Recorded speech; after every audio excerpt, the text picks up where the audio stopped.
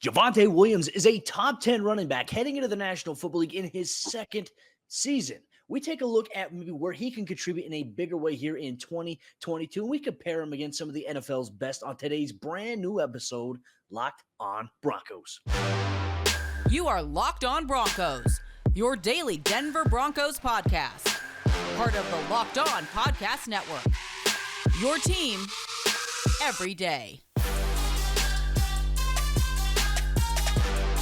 What's up, Broncos Country? Welcome back into a brand new episode of Locked on Broncos, your daily Denver Broncos podcast. Here on the Locked on Podcast Network, your team every day from the South Stands to the end zone. I'm your host, as always, Cody Roark, senior Broncos analyst at Mile High Sports, joined alongside by my co-host, Sayre, Bedinger, site expert, predominantlyorange.com. Both of us cover the Broncos for the 9 News and the Locked on Podcast Network. And Broncos Country, real quick, thank you so much for taking time out of your day to make Locked on Broncos your first listen of the day on your favorite podcast and provider, or whether you're watching us on YouTube, make sure you hit that subscribe or that follow button if you have yet to do so, as is Sayre, my friend. We are just about 11 days or under away from the Broncos reporting to the UCL Training Center for training camp. We'll be there. Very excited about watching all the action up close and personal as members of the media. But more importantly, Javonte Williams expected to take over a massive role for the Broncos this season. No surprise there. But is he a top 10 running back in the NFL? Well, ESPN seems to think so. I think it's cool to be talking about, isn't it? Because if you look back, Cody, at all these different running backs that the Broncos have drafted over the course of the last, 10, 12, 13 years, you start to wonder, like, why have the Broncos not just been able to throw a draft pick at a player and he turns out to be that featured running back, that bell cow running back? It feels like almost every other team has just been able to kind of throw a draft pick at a running back and something works out. You look at all these other teams drafting guys and you see the Broncos struggling. Like, they use the first round pick on Noshawn Moreno, use the second round pick on Monte Ball. Then you go all the way through these different years and these different selections. I mean, Ronnie Hillman and Royce Freeman, all these other guys that the Broncos have spent high draft picks on. And you kind of just assume, because I mean, from what I hear, Cody, it sounds like running backs are a dime a dozen. So you figure the higher draft pick you use on a guy, maybe the better he's going to be. But it hasn't been the case for the Denver Broncos until Javonte Williams. He's been that guy that as a rookie last year, I think everybody, including even national media, which doesn't always give the Broncos a lot of credit, I think a lot of people could tell that this guy just has that it factor, which is huge. I mean, it really is huge for him, and for him, he's been through the entire offseason program. He hasn't missed a day for the Broncos, going back to OTAs, going back to mandatory minicamp. He was there front and center, never missed a day for the Broncos here. But ESPN has him listed at number 10 on their top 10 running backs going into 2022. So I think that's very high praise going into the season. But who are some of the running backs that are ahead of Javonte? Well, here's in the order from 1 through 9, Sayre. And Broncos Country, if this is the first time you're hearing about it, listen closely. Number 1, Derrick Henry. Number 2, Jonathan Taylor. Nick Chubb at 3. Dalvin Cook at 4. Alvin Kamara at 5. At 6, you have Joe Mixon of the Cincinnati Bengals. At 7, Christian McCaffrey, who has really had a hard time staying healthy throughout the last couple of seasons of his NFL career, comes in at number 7. Najee Harris comes in at number 8. Aaron Jones at number 9. And Javonte Williams at 10. Sayre, in my opinion, look, I like that Javonte is getting praise. Is Najee Harris better than him, though? I don't think that's the case. In my opinion, from what we saw, I think Najee Harris is a fantastic running back. Don't get me wrong. He had more overall volume. Could you imagine maybe the amount of volume or production maybe Javonte could have if he was given the same amount of volume overall that the Steelers gave Najee last season? And that was a putrid offensive line in Pittsburgh. So I don't know. I kind of have a little bit of an issue of Christian McCaffrey and Najee Harris being up there. If this list is predicated based off of last year, in my opinion, Javonte is ahead of these guys based on last year, but apparently ESPN just has this as a general heading into 2022, while also leaving off AFC West division rival Austin Eckler, who's an honorable mention, which was a little bit of a surprise to me. What were your thoughts on that? Well, when you initially went through this list, Cody, and when reading through it, what I see is opportunity to jump into that top 4 and top 5 for sure. I mean, certainly some of those guys in that list, they have been top 5, top 10 running backs throughout their career. And other guys like Joe Mixon in the top 6. I mean, Joe Mixon, he does a great deal for that Cincinnati Bengals offense. But if memory serves, Cody, I mean, he's barely cracking 4 yards a carry as an NFL running back. So it's not like he's just this dynamic dynamic force out there in the running game. So I think that while he does do a lot for their offense, and I don't want to diminish that, I see opportunity for Javonte Williams to really rise up these rankings. Like you mentioned, Austin Eckler, he's the biggest snub on that list, no doubt. He had 20 touchdowns last season alone. So he certainly is one of the top 10 running backs in the league as of last year. But I mean, yes, it's a body of work and it's projecting, and it's can a guy like Austin Eckler do that again? That may not be the likeliest scenario. But what I do see is an opportunity for Javonte Williams to really rise up that list. I mean, Dalvin Cook, those type of guys, Nick Chubb, Derrick Henry, Jonathan Taylor. I don't see necessarily, Cody, and maybe this is just me, or maybe for the listeners, chime in on this one as well. I don't necessarily see Javonte joining that tier of back right away this year. I mean, and maybe I'm underselling a bit, but I just don't think, like you mentioned with Najee Harris and the Pittsburgh Steelers, I don't think Javonte is going to get 380 or 400 plus touches or whatever it is they're giving those guys that are putting up those ridiculous numbers, because the Broncos are going to have such a different type of balance offensively. That passing game is going to be a factor. So maybe that does factor in with Javonte. Maybe he ends up having 60 catches or something like that. But at the same time, is he going to touch 300 carries? I don't think we're going to see that. And I don't think you want to see that, not with the stable of backs that you have along with him.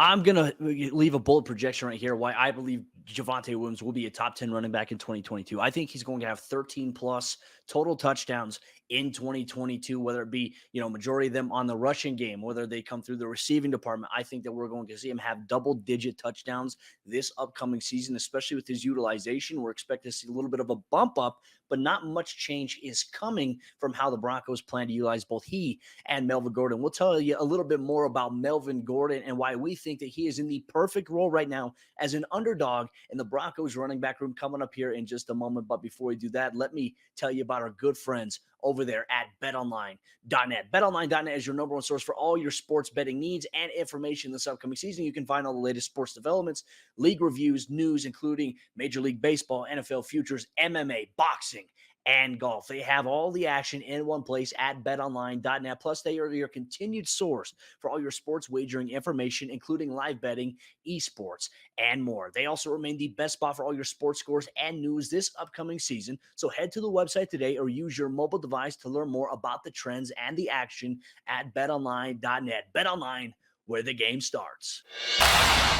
As we continue to talk about the Denver Broncos running back group ahead of training camp, we're going to dive into why Melvin Gordon is sitting in a very, very prestigious role right now as an underdog in the eyes of many people on this Broncos roster and in the eyes of national media as well, with the hype surrounding Javonte Williams. We're excited about the hype around Javonte, don't get us wrong, but Melvin Gordon is still back with this team, which means that, hey, the dynamic duo between these two guys could be something very special. Real quick, Broncos Country, thank you so much for making Locked On Broncos your first listen of the day every single day. We appreciate you so much, whether you're listening on your favorite podcast provider, whether you're watching us here on YouTube. Thank you so much for tuning in. Sayre, now we're transitioning kind of focus a little bit away from the ESPN top 10 running backs of 2022. According to their projections here, we're focused on the running backs here for the Broncos ahead of training camp, just under 11 days away before the team reports at the UC Health Training Center. Melvin Gordon is continuously one of those guys that we continue to see kind of undervalued a little bit. I say even by Broncos fans and also national media members. And the reality of the situation is, when you look at Melvin Gordon coming over from the Los Angeles Chargers initially in 2020, a lot of Broncos fans were very unhappy. First off, the premise that the Broncos paid for a running back in free agency. The second premise is because fan favorite Phillip Lindsay was the key guy for this Broncos team. And everyone's like, oh, they must not view a lot of Phillip Lindsay if they're bringing in Melvin Gordon. And there was that competition. Obviously, we knew those guys were kind of going neck and neck at each other. And now all of a sudden you have a different dynamic, I think, with Melvin and Javonte. I mean, these two are very close. They're closer than Phillip and Melvin were in this standpoint. So, I mean, Sayre, what are your thoughts here on Melvin Gordon kind of thriving a little bit of an underdog, undervalued role here by Broncos fans and also other people in the media? I kind of like it, right? It's kind of a nice thing to have. He's going to have a chip on his shoulder. There's no doubt about it.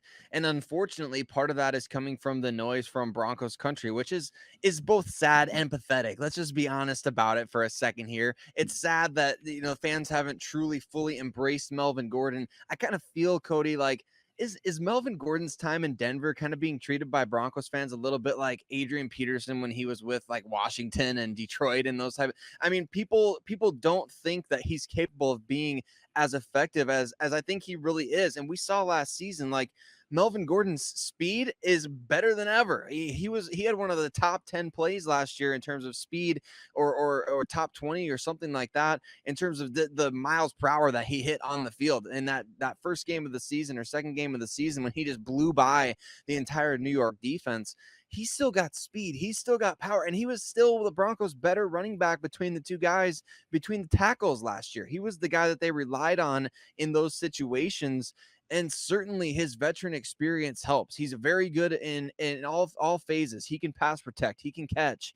He can do all those different things. He can be a bell cow. So I think Broncos country, we got to stop underrating Melvin Gordon a little bit here. I think that people try to kind of force these narratives at times, Cody, because everybody loves Javonte Williams, and understandably so. But they try to show their love for Javonte Williams by saying, we don't want any carries going to Melvin Gordon. So I think that's just the wrong way to go about it. These two guys, just like having a great sixth man in basketball, taking one guy off the court and bringing one guy on, it doesn't necessarily mean that, man, your starting player is going to be, his role is going to be diminished. It just means that you got a guy that can come in off the sideline and really be effective for you and maybe play like a starter and produce like a starter, but not necessarily take over your star player.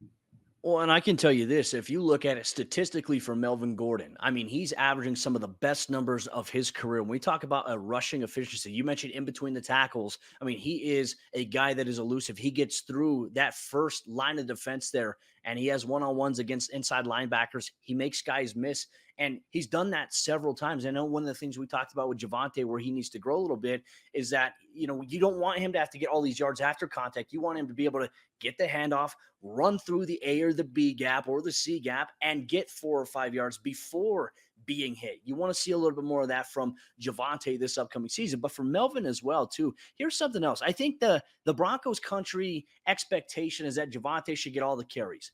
I think the realistic expectation here is that you're going to see a 50-50 split, or maybe even a 60-40 split between Javonte and Melvin this season. And it really doesn't matter, Sayre. And this, I think, has been the philosophy of this team since 2020 when Melvin came in. It doesn't matter who starts the game. The reality is it's how are they used during the flow of the game. When you're in the red zone, you know, is Melvin Gordon going to be the guy that gives you the upper hand, or is it going to be Javonte Williams? Are you going to use both of these guys here? How are you going to utilize both of these guys? And we're really waiting to see what Nathaniel Hackett's plan is for it. But the expectation is that both of these guys who had 203 total rushing attempts last season, they'll probably have the expectation of maintaining that balance between the two. As Nathaniel Hackett has mentioned, we want a by-committee approach with these guys, and you don't want to run Javonte Williams to the ground. You don't want to run Melvin Gordon into the ground by making them have 25, 26 carries a game. I don't think that's feasible or sustainable with a 17-game regular season. But I do want to go back to a very interesting point here early on that I pointed out about rushing efficiency. Well, since 2020, Melvin Gordon, as a Denver Bronco, has been averaging collectively from 2020 all the way till now 4.6 yards per carry, Sayre. That right there is very, very hard to go away from. And obviously, while there will be some competition between these guys at training camp, they're very supportive of one another. It is a healthy competition, I think, this time around for Broncos country versus when it was Philip Lindsay versus Melvin Gordon. It is. And really what it comes down to, like you mentioned in the first segment, you know, predicting a lot of touchdowns for Javonte Williams. And I think the reason that we're going to be able to see some of that, even with a 50-50 or 60-40 split, is because the offense is going to be more efficient. And I know that sounds like it sounds like a lofty prediction based on what we've seen the past few years. But with Russell Wilson under center, I think it's fair to expect the offense to run at a high level. There may be some kinks to work out early on, but you know what? The scheming is going to be better. The offensive efficiency as a whole is going to be better. The usage of these players. How many times have we talked about that on this show? Just how the coaches use the players and how Russell Wilson maximizes the abilities of the guys on the field. I think that's going to play a huge factor into both of these guys having a lot of success. Like you mentioned, Cody, not necessarily the fact that it doesn't really matter how many touches they're going to get. It doesn't matter who's in the starting lineup. It doesn't matter if you could put them both out there on the field to start off a game. Who cares?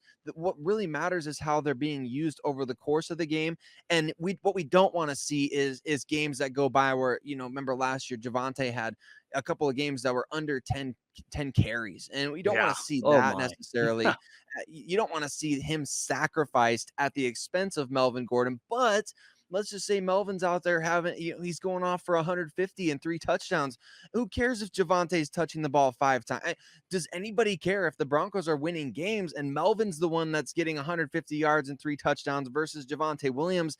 I think that's the dumbest argument ever. I have both of these guys on a dynasty fantasy roster. I put them in my lineup last year for a lot of games, and I won a lot of games with both of them in my fantasy lineup, which is, it's a mind-boggling concept that both could be productive, even with Pat Shurmur calling the plays, even with bad quarterback play. The Broncos found ways to make those two guys productive in their offense. They're going to find a way to do it again. It's not just time to accept it. It's time to embrace this duo that the Broncos have, because they won't have it for long.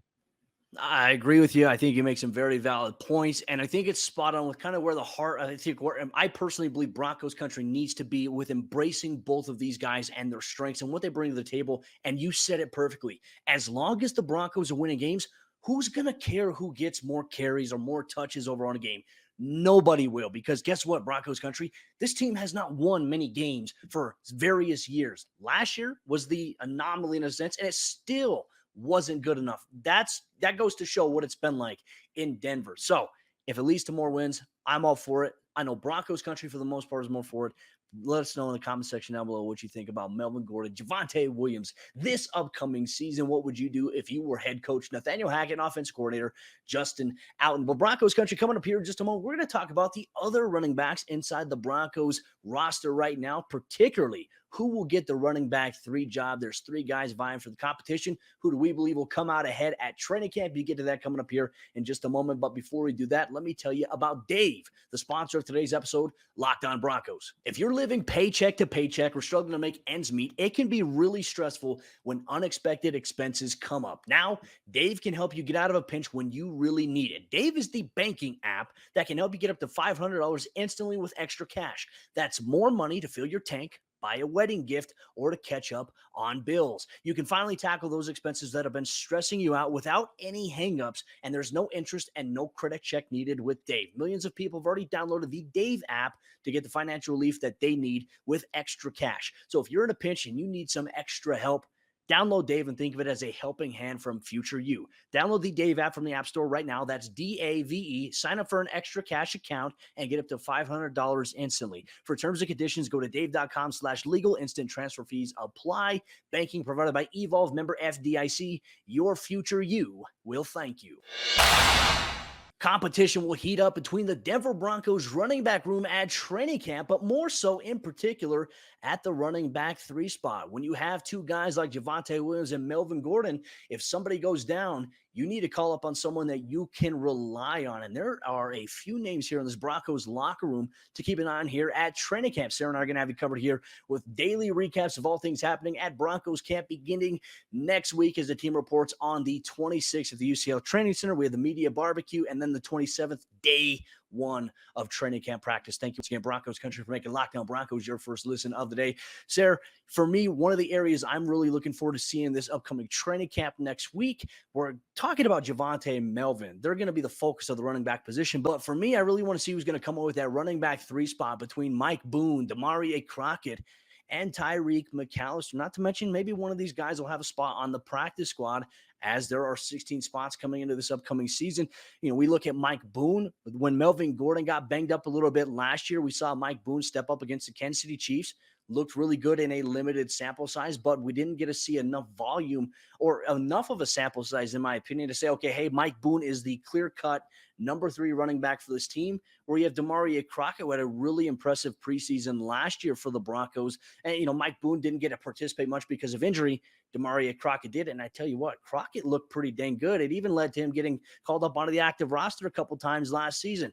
And then you introduce undrafted rookie free agent Tyreek McAllister. I mean, Sayre, in your opinion, who do you think is going to come away with that running back 3 spot here for this Broncos team in training camp? Well, I think the odds-on favorite going into camp has to be Mike Boone, right? He had the big offseason last year, and then he got hurt in that Vikings practice where everybody was kind of looking forward to seeing him. You know, we know what we've got in Javonte and Melvin. We know those are the top two guys. So what we want to see as fans watching these preseason games is who's going to be that guy that comes out in preseason and just runs all over these defenses, these backup players, or these players that are going to be on practice squads, because the preseason superstar oftentimes for the Denver Broncos has been able to translate into a regular season star at some point or another. We've seen that time and time again throughout the last 3 decades. So I think definitely Mike Boone is the odds-on favorite to be that guy. He's got the biggest, I think, different skill set between the 3 guys. If you consider him in the top 3,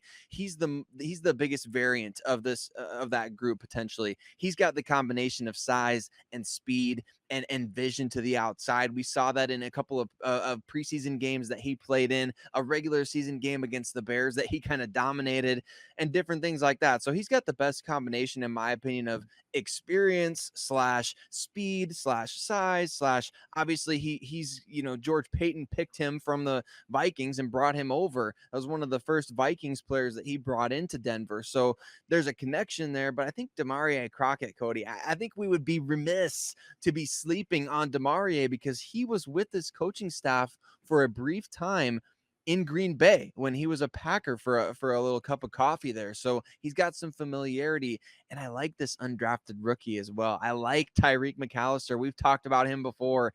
I think he's going to surprise some people, maybe a dark horse for that kick return job as well. Well, I would have to say too, and you mentioned it, the missing dynamic here, I think that's going to separate whoever's going to be running back 3 versus practice squad is really going to be contingent upon who plays special teams the most efficiently, right? And I think that right now, as you mentioned, the clear-cut advantage historically, when you look at his career in the National Football League so far, has really been Mike Boone. He's been a core 4 special teams guy. I mean, from the time where he went downfield and absolutely blew up a Green Bay Packers defender initially in one of those matchups, he's a guy that you can rely on to get downfield. And it's also providing value to a unit that has needed some help for quite some time, which is initially one of the moves why they brought Mike Boone over in the first place. Not just additional running back depth, but because he's going to be a guy that's going to impact your special teams in a positive way. My question is, can Demarie Crockett or can Tyreek McAllister put themselves in a position where they start getting noticed as a core 4 guy? So when I'm at training camp next week, I'm going to be looking at Tyreek McAllister. I'm going to see what he's doing. I'm going to see who he's mixing in with. Is he mixing in on every special teams unit? Is he getting run? Or is a guy like Mike Boone or Demarie Crockett doing that? That'll be a really big telling sign, in my opinion, Sayre, as to I think who leads the way in this upcoming contest. And Broncos Country, we are eager for your thoughts on running back 3. Who do you think will come away at the running back 3 spot at training camp for this Denver Broncos football team coming up here into the 2022 NFL regular season, where they're going to need a depth option behind both Javonte and Melvin Gordon in the event of some sort of injury or hiccup that prohibits them from being on the field? You need someone that can step up and step into a role on the offensive side of the ball. Let us know in the YouTube comment section down below. And once again, thank you so much for listening or watching us here today, whether you're listening on your favorite podcast provider or whether you're watching us on YouTube. We appreciate you so much. If you're a brand new viewer or listener of the show and you like all the Broncos content and the talk that you got today, make sure you hit that subscribe or that follow button so you never miss out on a day's worth of Denver Broncos news, content, and coverage and more every single day all year long, because for the true fan, there is never an off season. Sayre, Bedinger, and myself will be back tomorrow for a brand new episode of the show as we take a look at who we believe will lead the tight end room this season as tight end 1. Is it Greg Dulcich? Is it Alvaro Cuebunam? Is it Eric Sauber? We're going to dive into that on tomorrow's episode, Locked on Broncos.